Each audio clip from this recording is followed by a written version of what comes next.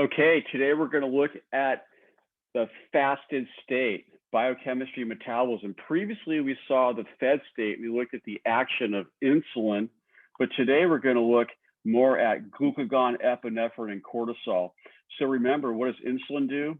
Insulin brings in sugar from the bloodstream, and those carbon skeletons from glucose are going to be used to synthesize fat, glycogen, and proteins. But in the fasted state, glucagon, epinephrine, and cortisol become the primary relevant hormones, and their action is to raise blood sugar levels. And so by doing that, we promote gluconeogenesis, glycogen degradation, triglyceride mobilization. And so one of the key differences between glucagon and epinephrine is the site of action. Glucagon is specific to the liver, but epinephrine works in the liver as well as other tissues such as adipose. Cortisol, made by the adrenal cortex, it's widespread, but it's primarily involved in breaking down protein. And we're going to see that the carbon skeletons for protein can be used to actually make blood sugar. So this slide here shows you that there's three sources of blood sugar, and only three. So you can eat food, so your diet. You can break down glycogen, and you can mobilize gluconeogenesis. And glycogenolysis and gluconeogenesis occur in the liver. So basically, let's take a look. There's three sources of blood sugar. So there's high blood sugar plus insulin, low blood sugar plus glucagon. We need to be thinking about the ratio of insulin to glucagon. So imagine, for the sake of argument, you go to bed at midnight, and then as you start to sleep, you break down glycogen. Okay, and so your brain needs a lot of glucose during the night, and it can't get energy from fatty acids, so it needs glucose, or it could use ketone bodies, as we'll see. And then at some point, you start kicking in gluconeogenesis, or the red line going up over here. And then when you wake up at 6 in the morning, I guess we can argue if you got enough sleep or not, but what happens is you probably feel hungry, because what you've done is you've depleted a lot of your glycogen, and you are in a low blood sugar state. So what do? You eat food.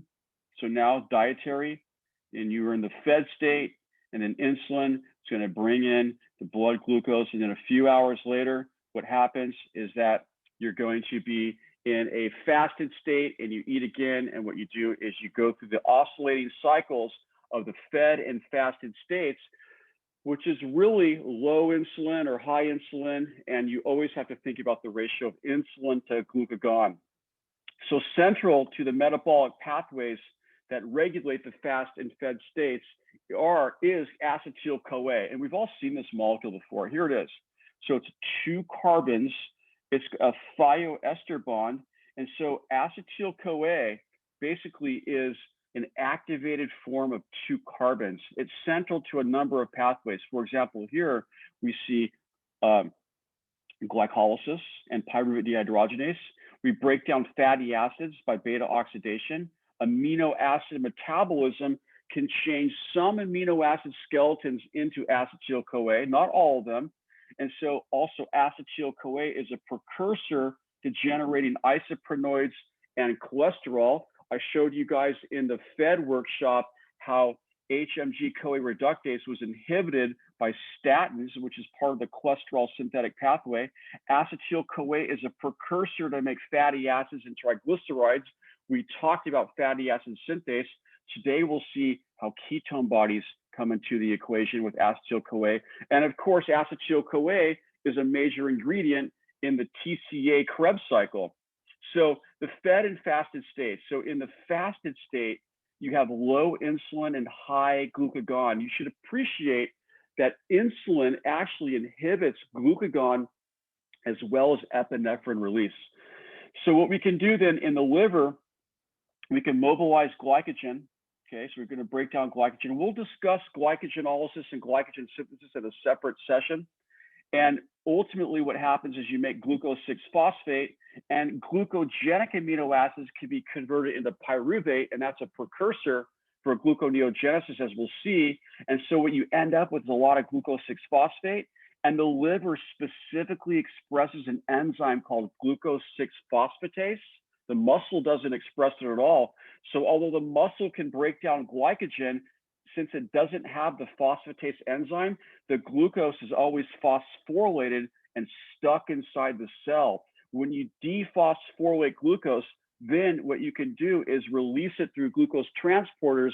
And so the liver will make glucose 6-phosphate by breaking down glycogen, by performing gluconeogenesis. You dephosphorylate it, and then peripheral tissues, such as the skeletal muscle, can actually use it.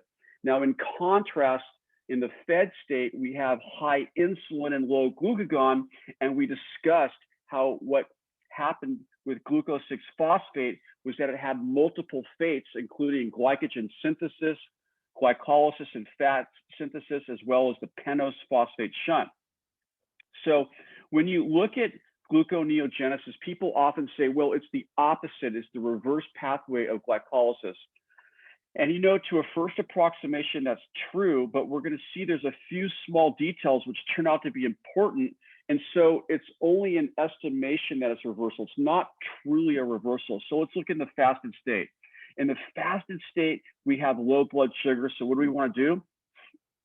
We want to elevate glycemia and make glucose 6-phosphate in the liver. And so what gluconeogenesis does is it actually uses ATP. So you have to put energy into it. Where does the energy come from? Well, we're going to see it comes from the oxidation of fats. And where does the carbon come from? It's going to come from pyruvate, as well as other forms of carbon that we'll see, and that can be from the TCA cycle and glycerol and lactate. So what we do is we need carbon, i.e. pyruvate, and we need energy in the form of ATP and NADH. So we have to put energy into the system to get glucose formed by gluconeogenesis. But in contrast, glycolysis is the oxidation or the partial oxidation of glucose 6-phosphate into pyruvate. And as we know, what we do is we actually make reducing power, which is used in the electron transport chain to make ATP. And there's 2 ATPs that are made in glycolysis through substrate level phosphorylation. That's phosphorylation of ADP that doesn't occur in electron transport chain. So here's the details of gluconeogenesis. And what you can see is that there's 3 irreversible steps of glycolysis that have to be overcome. So let's start at the top. So the first one is glucose 6-phosphatase, which is only expressed in the liver, will hydrolyze this step. Remember, when you phosphorylate glucose, you need the action of hexokinase or glucokinase. And so what you do then is you have a very large number of negative delta Gs, and so you can overcome that by hydrolyzing it. The same thing, analogous thing, happens with FBPase1, fructose bisphosphatase 1, that hydrolyzes one of the phosphates in fructose 1,6-biphosphate. And then what you end up with is fructose 6-phosphate. This is the reverse step of phosphofructokinase 1, PFK1, which we saw last time in the fed state discussion was actually regulated by insulin in the liver. Now you go down the glycolytic pathway, or what you see is PEP, phosphenylpyruvate, being converted into pyruvic acid. That step has a lot of negative delta G associated with it. So it's an irreversible step. And the way you overcome that is you have to play some tricks where you take pyruvate and pyruvate carboxylase adds CO2 to pyruvate, and you make OAA, oxaloacetate, and that's converted back into PEP, which then is used as a substrate precursor to make glucose 6-phosphate in the liver. Notice that you can't do pyruvate to PEP because that step is thermodynamically non-permissible. So the TCA cycle, the Krebs cycle, has a big role in all of this. And so let's take a look at the Krebs cycle. So there's a few ways. Here's the simplistic view of it.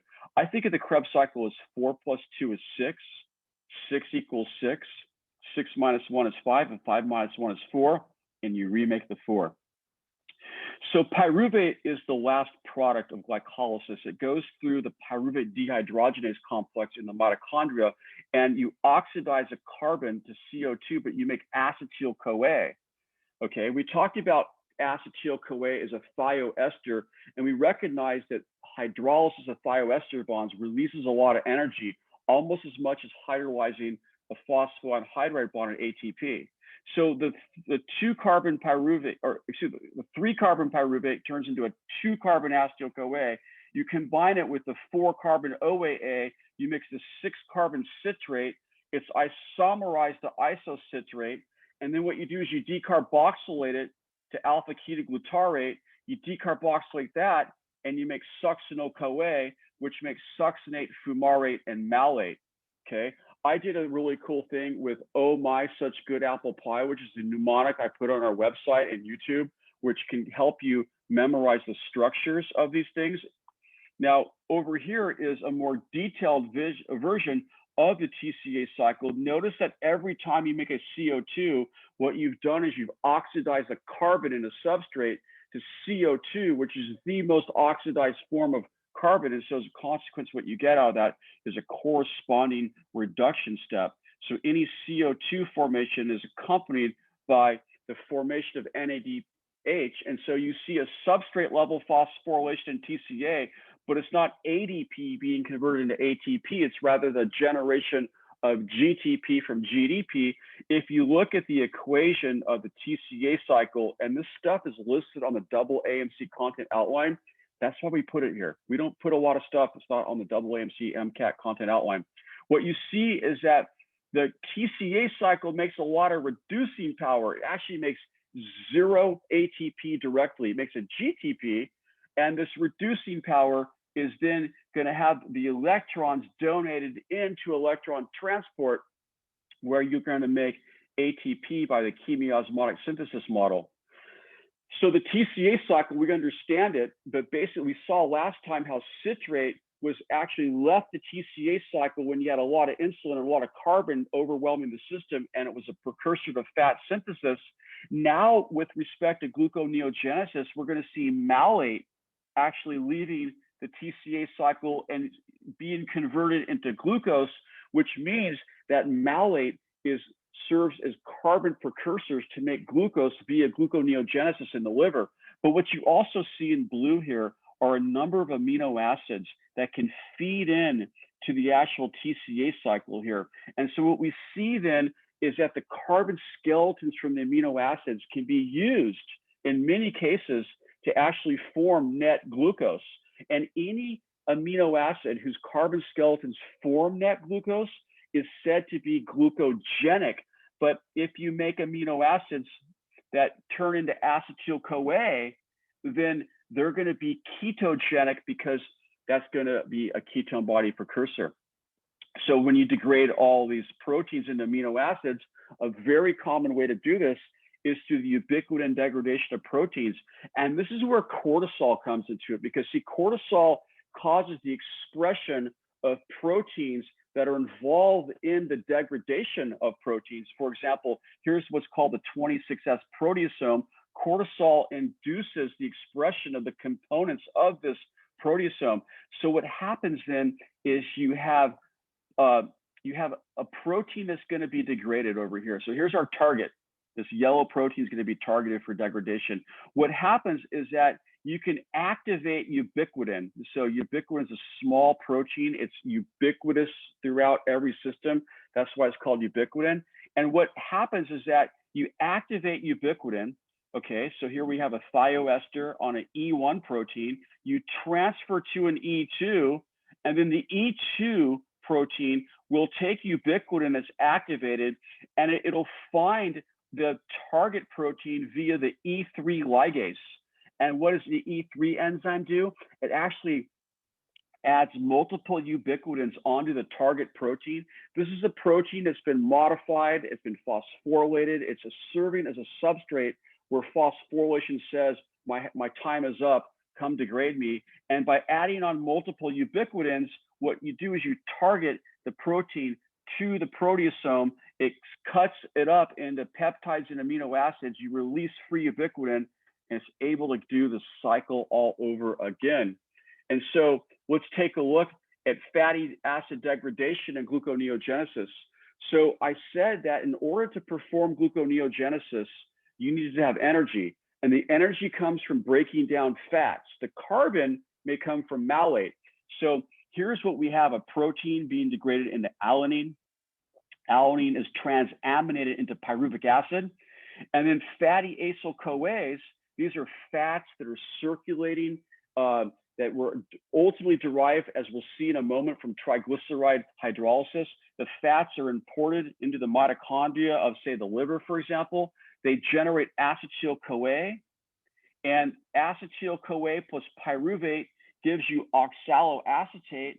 And notice now, what are we doing? We're doing the Krebs cycle reverse reaction. Why? Because when you break down fats by fatty acid oxidation, you generate a lot of NADH. And when you have a lot of NADH in the environment of the mitochondria, what you can do is drive the reverse reaction by Le Chatelier's principle. So they're all reversible reactions. And when you do that, you build up malate, and then malate can leave the mitochondria. And then, as I showed you earlier, it can ultimately be converted into PEP through oxaloacetate again, and then you make glucose. And so then whenever you think about making blood sugar high through gluconeogenesis, you have to think that you must break down fat. If you cannot break down fat, that means you cannot make blood sugar levels through increased blood sugar levels through gluconeogenesis. This forms the basis of what the so-called low-carb diets, like the Atkins diet and the South Beach diet, which say that in order to lose weight, just don't consume a lot of carbs. And as a consequence, your body will make the carbs, i.e. glucose, by breaking down your fats, which came from your triglycerides. So low-carb diets are a good idea. So the carbon sources of glucose, we've hinted at them before. Here's malate from the OAA and the TCA cycle. There's lactate, okay? And we'll see that in the Cori cycle. There's proteins that are glucogenic when their amino acids are formed, and there's also glycerol. Those are the carbon skeletons to make glucose, but we know that the energetic source is from fatty acid degradation. That's what you see here. So triglycerides are hydrolyzed by epinephrine and fatty acids and glycerol, which are going to be oxidized into NADH and ATP. So let's take a look at beta oxidation a little further. So here's your adipose triglyceride. There's the storage form. And when you have low blood sugar, low insulin, you raise epinephrine levels because there's no longer an inhibition on releasing epinephrine from the presence of insulin. So what lipases do is they hydrolyze these triglycerides. These are just simple esters here. When you hydrolyze an ester, what do you get? You get an acid, a fatty acid, and an alcohol, glycerol. And then the fatty acids and glycerol come to the liver. And as I told you before, whatever you think about fatty acid metabolism, whether you're synthesizing them and putting them in triglycerides or breaking them down to get energy, you have to activate this carboxyl. And you do that by hydrolyzing ATP and generating the CoA derivative. And what you see here is that some of the energy from hydrolysis of ATP is now contained in the actual thioester bond of the fatty acyl CoA. And so what we're going to do, since we're going to oxidize the beta, here's the alpha, this is the beta carbon right here. What we do is we create a double bond, okay? So that's an oxidized form of it. And then what you do is you add water to cross the double bond, so you get an alcohol, number 3. Okay, that's neither an oxidation nor a reduction. You take the alcohol and you oxidize it to the form of the carbonyl, okay? And so what you do is you make NADH from that. And then what you do is you have a molecule of coenzyme may come in and you actually split the carbon-carbon bond and you release acetyl CoA, which can go into the TCA cycle. And you're stuck with a fatty acid that has 2 less carbons. And so we've gone from C16 palmitic acid to C14 fatty acid. So once these fatty acids are released, what we have to do is we have to get them into the mitochondria. So what happens is that the fatty acids circulate, they come to the cell, the liver cell, and what we activate it. And there's this thing called the Carnitine shuttle, which is pretty important. It's important for putting in large chain fatty acids into the matrix of the mitochondria. Smaller fatty acids, maybe like 6 or 8 carbons long, don't need this particular shuttle mechanism. And very long chain, very long chain fatty acids, like 22 and higher, they're actually oxidized first in the peroxisome. So this is in the mitochondria. So we activate the fatty acyl CoA. It comes through the outer membrane. And then what you do is you swap out and you put carnitine in, you kick out coenzyme A, and you have fatty acyl carnitine, which is transported by carnitine acyl translocase into the matrix of the mitochondria. And then you swap it out again to make the fatty acyl CoA. And then the carnitine is kicked back out of the other side of the membrane. So you have to use the carnitine shuttle in order to bring in things like palmitic acid. So with respect to low blood sugar, let's take a look at different tissues. So here's what we have happening. So imagine we're running in a race, we're on the 20th mile of the marathon, so we need a lot of energy. And so what's happening is that we're clearly going to be gluconeogenic. We've already burned most of our glycogen. So hormone-sensitive lipase is being activated by epinephrine. The triglycerides are being hydrolyzed into fatty acids and glycerol. The fatty acids can be oxidized in the tissue itself or be transported to other tissues.